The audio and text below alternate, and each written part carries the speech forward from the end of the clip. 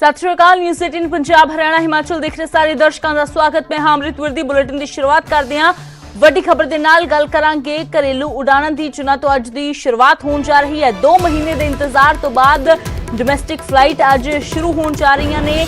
ਹੁਣ ਤੋਂ ਕੁਝ ਹੀ ਪਲਾਂ ਦੇ ਵਿੱਚ ਚੰਡੀਗੜ੍ਹ ਤੋਂ ਪਹਿਲੀ ਫਲਾਈਟ ਜਿਹੜੀ ਉਡਾਨ ਭਰੇਗੀ।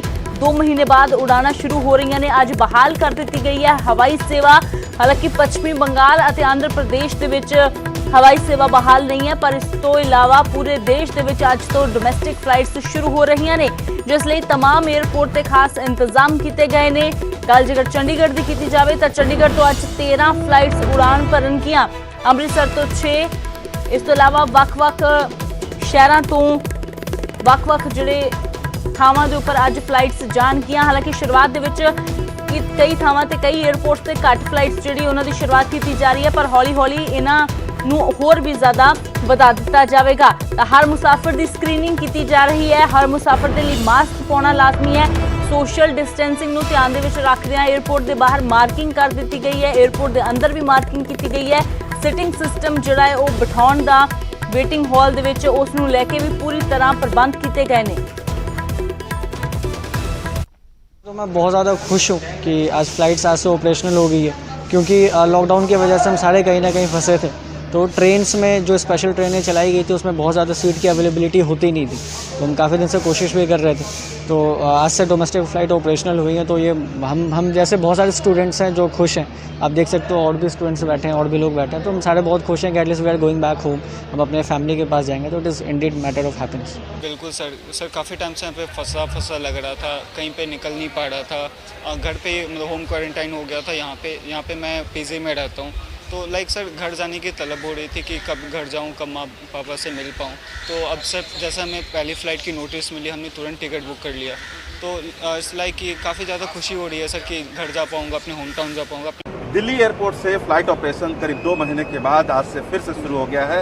ये है दिल्ली एयरपोर्ट का टर्मिनल 3। हालांकि दिल्ली एयरपोर्ट में टर्मिनल 1, 2 और 3 है, जैसा कि हम सभी जानते हैं। और फिलहाल सिर्फ 3 को ही ऑपरेशन करने के लिए इसको खोला गया है। आप देख पा रहे होंगे कि ये वो बगेज सैनिटाइजिंग जोन है, जो अल्ट्रावायलेट एक किरण होती है जिसके से ये सारे सामान होकर गुजरती है और इसे डिसइंफेक्ट कर रही है, ताकि जो सामान लेकर लोग आ रहे हैं, इन सामानों को जैसे ही विमानों में ले जाया जाएगा वहाँ पे वो डिसइंफेक्ट होकर के जाए, ताकि कोरोना जो वायरस है उसके फैलाव को रोका जा सके।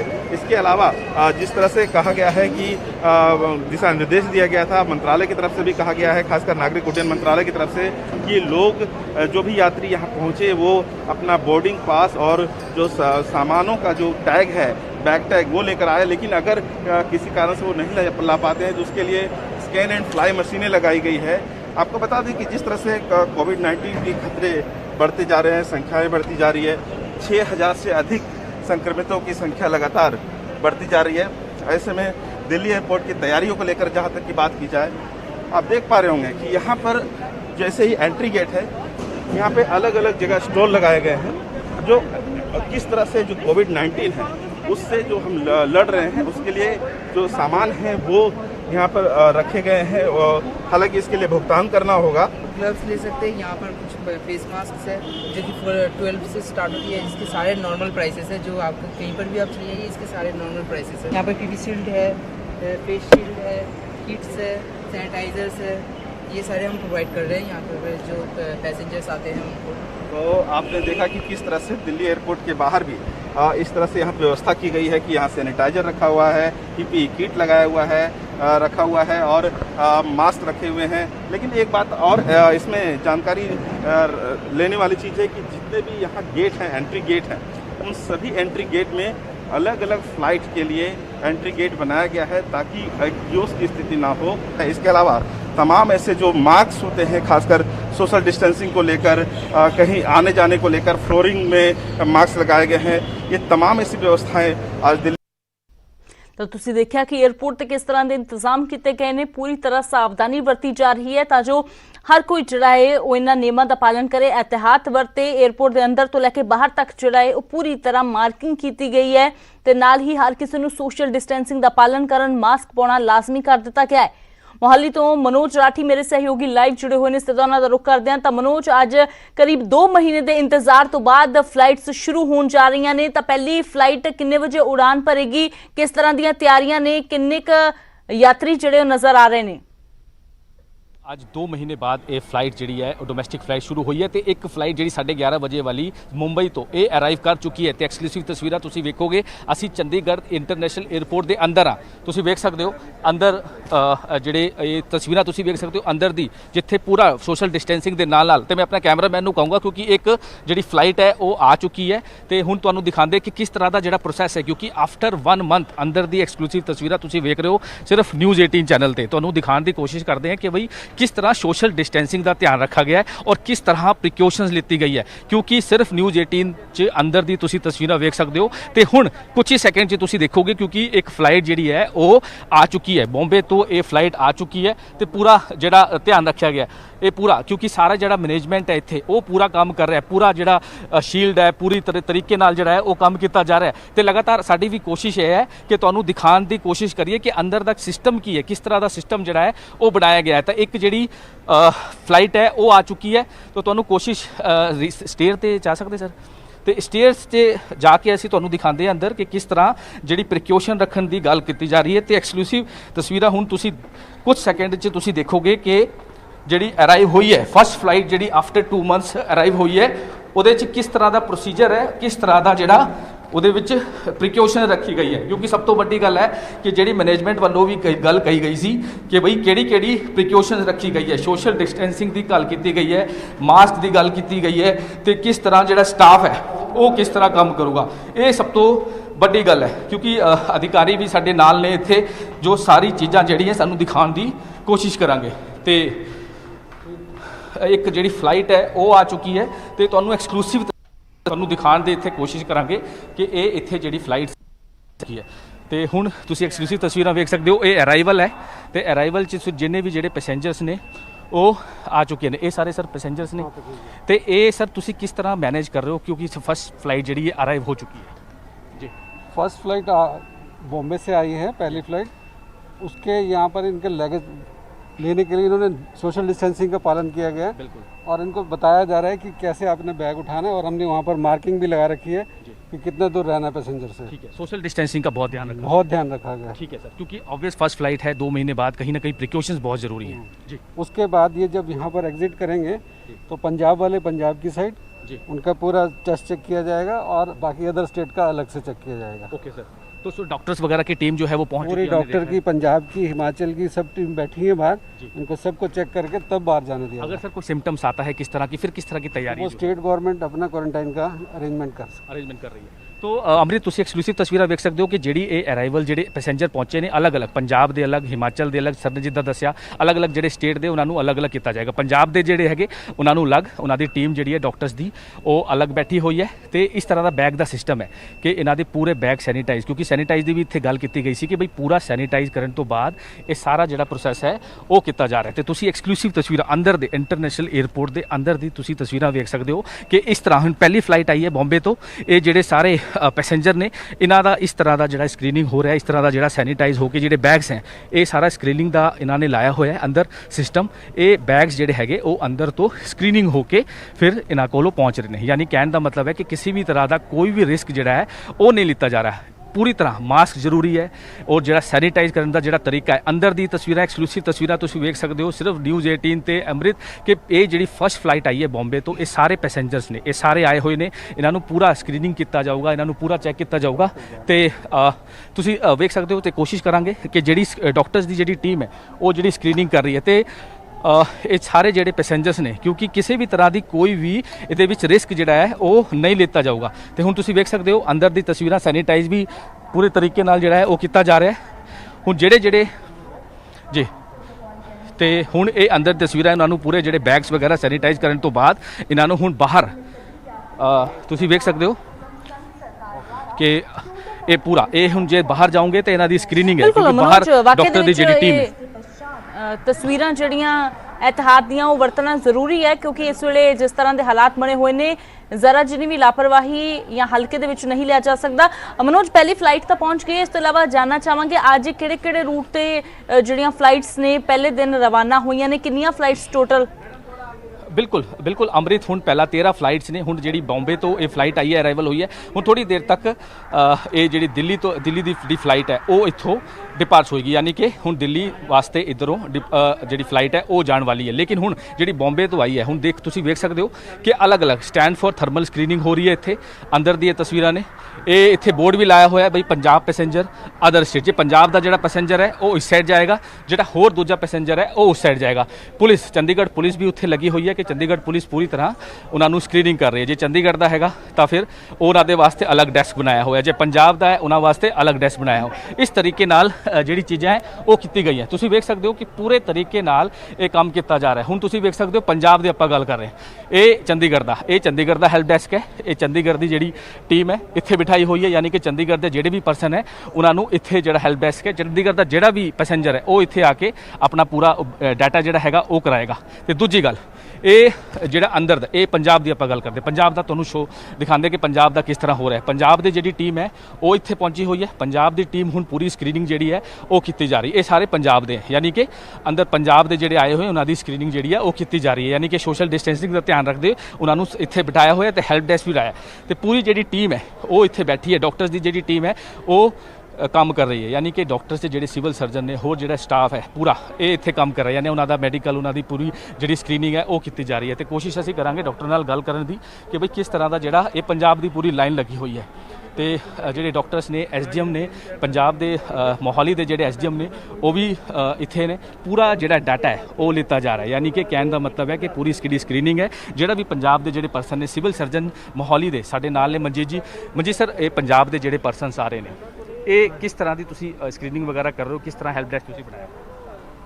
ਅਸੀਂ ਜਿਹੜੇ ਪੈਸੇਂਜਰ ਸਾਡੇ ਪੰਜਾਬ ਦੇ ਆ ਰਹੇ ਆ, ਅਸੀਂ ਉਹਨਾਂ ਦੀ ਸੈਂਪਲਿੰਗ ਕਰ ਰਹੇ ਹਾਂ ਤਾਂ ਕਿ ਉਹਨਾਂ ਦਾ ਟੈਸਟ ਕਰ ਰਹੇ ਹਾਂ ਤਾਂ ਕਿ ਜੇ ਪ੍ਰੋਬਲਮ ਹੋਵੇ ਤਾਂ ਸਾਨੂੰ अर्लीस्ट ਸਟੇਜ ਤੇ ਪਤਾ ਲੱਗੇ, ਠੀਕ ਹੈ, ਤਾਂ ਡਿਜ਼ੀਜ਼ ਸਾਡੇ ਸਪਰੈਡ ਨਾ ਕਰੇ। ਇਸੇ ਦਮੇ ਨੇ तो सर गाइडलाइंस किस तरह दी है, क्योंकि 14 दिन क्वारंटाइन वास्ते किस तरह का तुसा प्रोसीजर की है कि कोई ਹਰ ਇੱਕ ਬੰਦੇ ਨੂੰ 14 ਦਿਨ ਲਈ ਹੋਮ ਕੁਆਰੰਟਾਈਨ ਰਹਿਣਾ ਪਏਗਾ। ठीक है।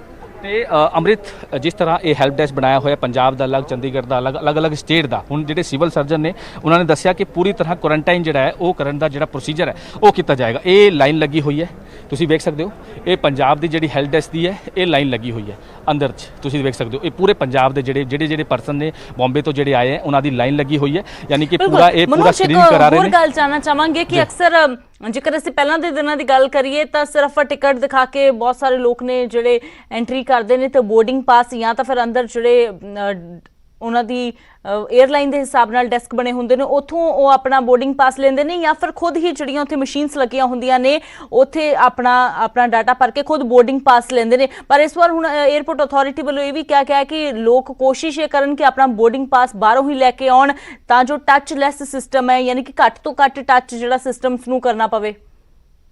पर काफ़ी चेंजेस किए गए ने, जो बोर्डिंग की तुसीं गल कर रहे हो या PNR की तुसीं गल कर रहे हो कि जी PNR की तुसीं गल की है कि बई ये जो सिस्टम है हुण जिहड़े CEO है अजय भारद्वाज जी इंटरनेशनल एयरपोर्ट के, उन्होंने साफ तौर पर दस्सिया कि मोस्टली जो काम है वो लोग ही करनगे, यानी कि कहने का मीनस ये है कि जो भी स्टाफ है वो ज़्यादा इंटरैक्ट जो है वो नहीं होएगा। कि जो भी PNR नंबर है वो तुसीं अपने लगेज बैग से लेके आओगे, जो बोर्डिंग की तुसीं गल की है वो बोर्डिंग भी तुसीं अपने आप पूरा करोगे। हुण जिहड़ी ये टीम है, ये जिहड़ी चंडीगढ़ पुलिस की टीम है, ये अपने जिहड़े चंडीगढ़ आ रहे हैं उन्होंने हेल्प डेस्क लाया होया, जिहड़ा भी PNR नंबर है या फिर बोर्डिंग जब तुसीं गल की है वो अपने आप ही भरनगे, यानी कि अपने आप ही वो फील करनगे। फील करन तो बाद उस तो बाद ही ये जिहड़ा सारा प्रोसैस है, क्योंकि सब तो इहदे विच मेन यही मकसद है कि बई ज़्यादा जिहड़ा इंटरैक्ट है वो ना होना पवे, यानी कि सिर्फ स्टाफ जिहड़ा है तुहाडे नाल जिहड़ा ज़्यादा एमरजेंसी होएगी या कोई प्रॉब्लम आएगी तां वो भी सोशल डिस्टेंसिंग दे नाल, क्योंकि पूरा जिहड़ा स्टाफ है उन्होंने पूरा मास्क फेस शील्ड जिहड़ी है वो दित्ती हुई है। तो लोगों को भी ये कहा गया है कि तुसीं वेख सकते हो बच्चे भी छोटे छोटे जिहड़े पेरेंट्स ने वो ਵੀ ਫੇਸ ਸ਼ੀਲਡ ਲਾ ਕੇ